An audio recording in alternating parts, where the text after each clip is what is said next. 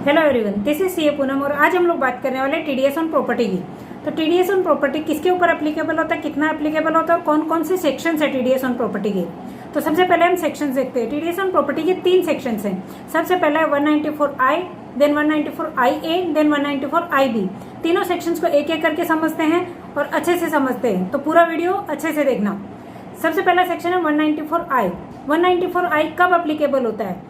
194I तब applicable होता है जब हम किसी को रेंट पे करते हैं और वो रेंट आइदर 2,40,000 है या 2,40,000 को एक्सीड कर जाता है, तो हमारे ऊपर सेक्शन 194I एप्लीकेबल हो जाता है। किसके ऊपर एप्लीकेबल होता है? इंडिविजुअल और एचयूएफ के ऊपर एप्लीकेबल होता है।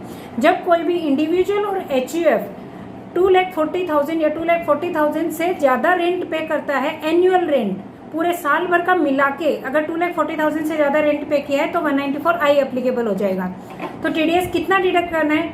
10%। एवरी टाइम जब आप रेंट पे करते हो तो उसमें से 10% टीडीएस डिडक्ट करना है।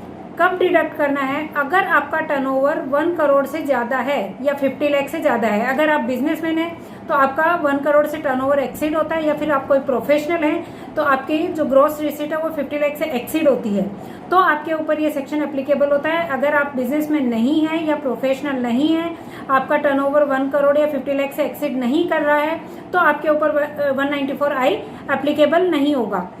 तो किसके ऊपर एप्लीकेबल होता है? जो लोग 1 करोड़ या 50 लाख से टर्नओवर एक्सीड करते हैं और इंडिविजुअल या एचयूएफ है, प्लस वो जो रेंट पे करते हैं वो 2,40,000 से ज्यादा है, तो फिर 10% टीडीएस डिडक्ट करना होगा, तब ये सेक्शन एप्लीकेबल होता है।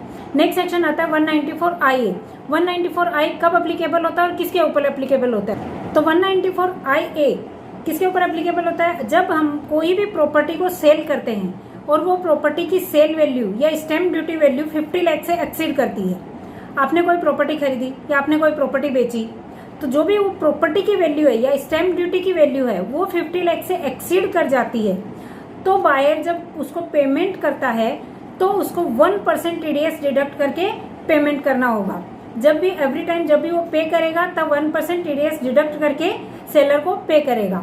तो आप कोई भी प्रॉपर्टी खरीद रहे हैं और वो 50 लाख से ज्यादा है, आइदर सेल वैल्यू और स्टैम्प ड्यूटी वैल्यू, वो चेक करनी है। अगर 50 लाख से ज्यादा है तो आपके ऊपर 194IA का टीडीएस एप्लीकेबल हो जाएगा। Okay, this is clear. अब नेक्स्ट सेक्शन आता है 194IB। 194IB कब एप्लीकेबल होता है? हाँ, तो 194IB कब एप्लीकेबल होगा? ये वापस वैसा ही है 194I के जैसा, ऑन रेंट पेमेंट। IA था सेल ऑफ प्रॉपर्टी, I और IB on rent payment. Rent payment कितना? 50,000 से ज्यादा का आप मंथली रेंट पे करते हैं। 194I था एनुअल रेंट पे, ये है मंथली रेंट पे। ऑब्वियसली ये भी इंडिविजुअल और एचयूएफ के ऊपर ही एप्लीकेबल है। अगर आप मंथली रेंट 50,000 से ज्यादा पे करते हैं तो फिर आपको एवरी मंथ टीडीएस डिडक्ट करना होगा। कितना टीडीएस डिडक्ट करना होगा? 5%। आपको एवरी मंथ 50,000 में से 5% टीडीएस डिडक्ट करके आपको पे करना है, अगर आपका रेंट 50,000 से ज्यादा है तो। अब ये किसके ऊपर एप्लीकेबल होगा? सबसे पहले 194I को याद करो। 194I कब एप्लीकेबल था? अगर आपका टर्नओवर 1 करोड़ या 50 लाख से एक्सीड करता है तो ये वाला सेक्शन कब एप्लीकेबल होगा? अगर आपका टर्नओवर 1 करोड़ या 50 लाख से कम है तो।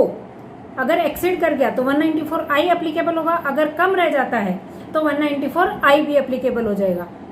दोनों का डिफरेंस बिल्कुल क्लियर है। अगर आपका टर्नओवर 1 करोड़ और 50 लाख से एक्सीड कर गया तो 194I एप्लीकेबल हो जाएगा।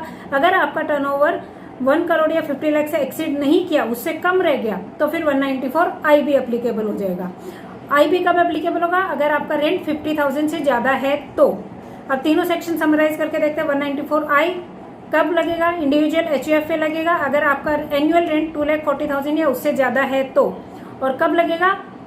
अगर आपका टर्नओवर 1 करोड़ या 50 लाख से एक्सीड नहीं किया है तो। अगर आपका टर्नओवर अगर आपका टर्नओवर 1 करोड़ या 50 लाख से एक्सीड कर गया है तो आपके ऊपर 194I एप्लीकेबल होगा, और एक्सीड नहीं किया है तो IB एप्लीकेबल होगा।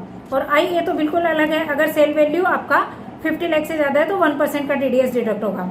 194I में 10%, 194IA में 1% और 194IB में 5% का टीडीएस।